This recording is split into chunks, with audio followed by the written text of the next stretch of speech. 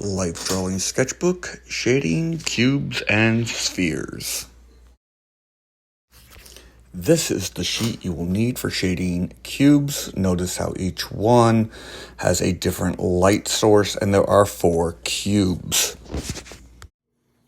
Okay, let's look at this worksheet. We're on the Life Drawing Sketchbook. We're going to shade cubes. All right. So here's the little tip.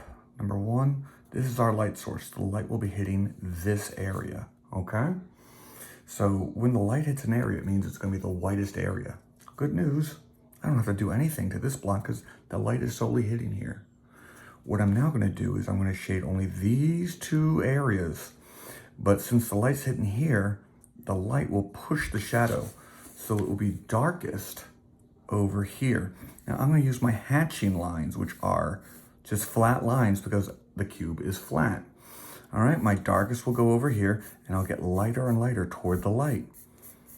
What I like about cubes is it's kind of the same for each side. I find where the light is, and yeah, this won't take as long as you think it's going to take. I should have a dark area and I'll press down as hard as I can here, get lighter and lighter, and yes, if you want to, use your finger to get that nice gradient and make it look more natural. If you want, I think I should see about 4 to 5 shades per side. 1, 2, 3. I can darken in that a little bit. And I can even use my eraser to take away a little bit because it can be pure white. And boom, 1, 2, 3, 4, 5. Okay? Now that's just one side, but look, it's the same answer over here. This is where the light is. The light's closest to this edge, so it's going to be lighter to darker. So I'm going to go darkest over here. And if you need to turn your paper, if going up and down is not your thing, you want to go more horizontal, yeah, turn that paper. Because it's the same answer every time. I'm just getting lighter and lighter as I go across. That's it. Darkest over here, pressing down harder, getting lighter over here. Okay, that's it. It might take a little bit more effort in some areas. Darkest here, a little bit darker, a little bit. And yes, you can always use that eraser. If I want, I can do all that. And if you want to do that whole blending technique, you can. And boom, there it is. Some friends are gonna want to go a little bit more extreme. You don't get extra credit for this, but they're gonna go, well, if the light's over here, it pushes shadow this way, and they're gonna add like a little bit of a shadow here. And that's fine too. That really adds that nice realism to it. Same answer over here. I want you thinking where the light hits, boom, it's gonna be pure white. So if the light is pushing the darkness, these other 2, it's gonna push it far away. So it's gonna be darkest over here and lightest over here. So it's basically just learning how to shade going down this way. Darkest here, lightest over here. And I'm just going, and I'm getting lighter and fewer. All right, we should have practiced this a couple of different ways on our mark making sheet, okay?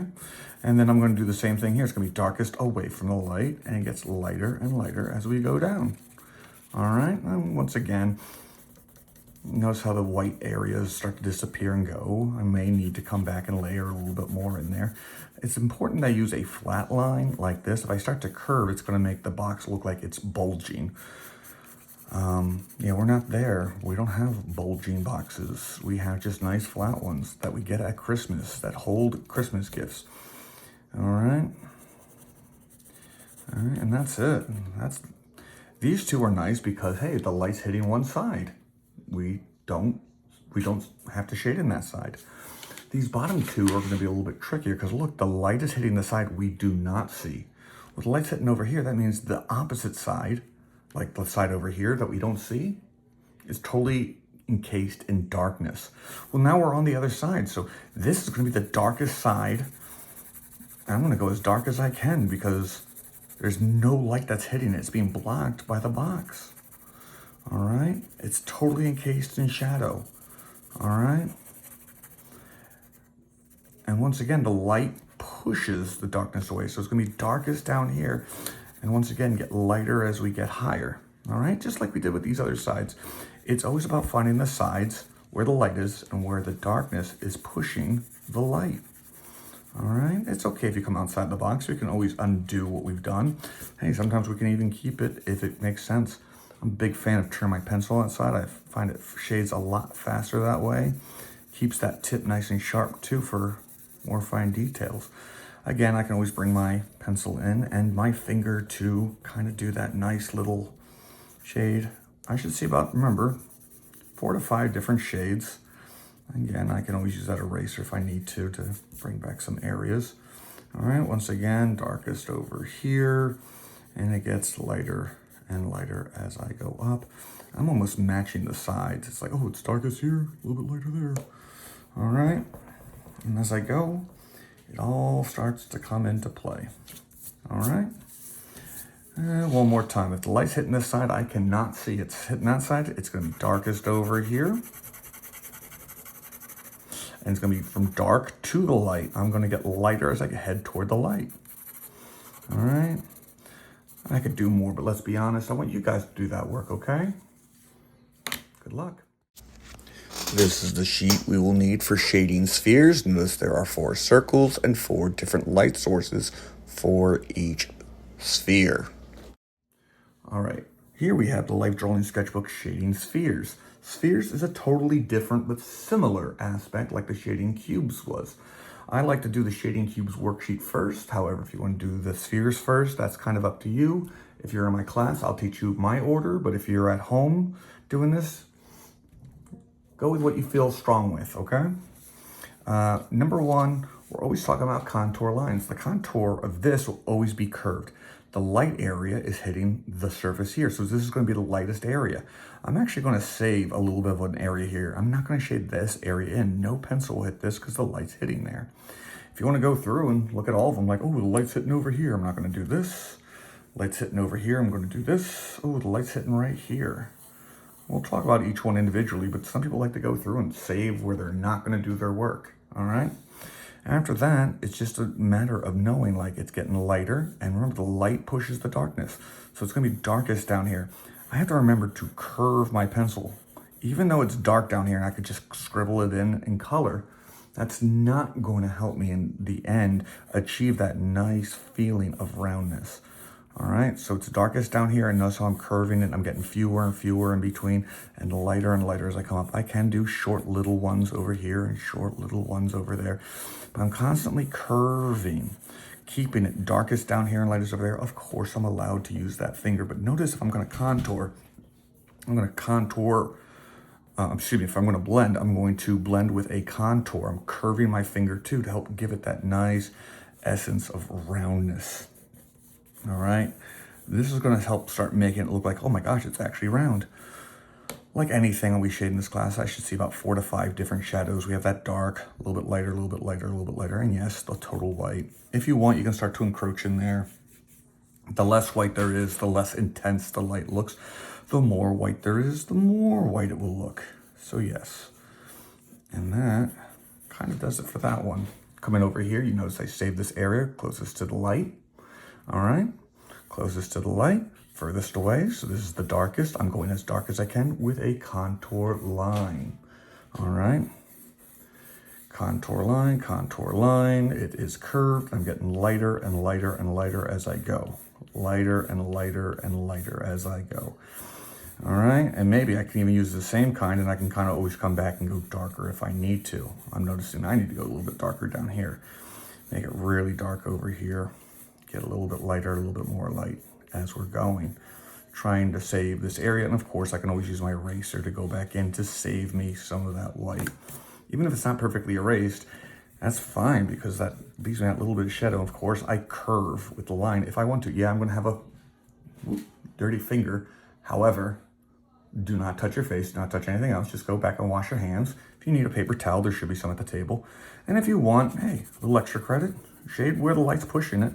Look, it looks like the ball's sitting on the ground. Boom, that's it. Over here, I purposely put the light behind the ball. All right.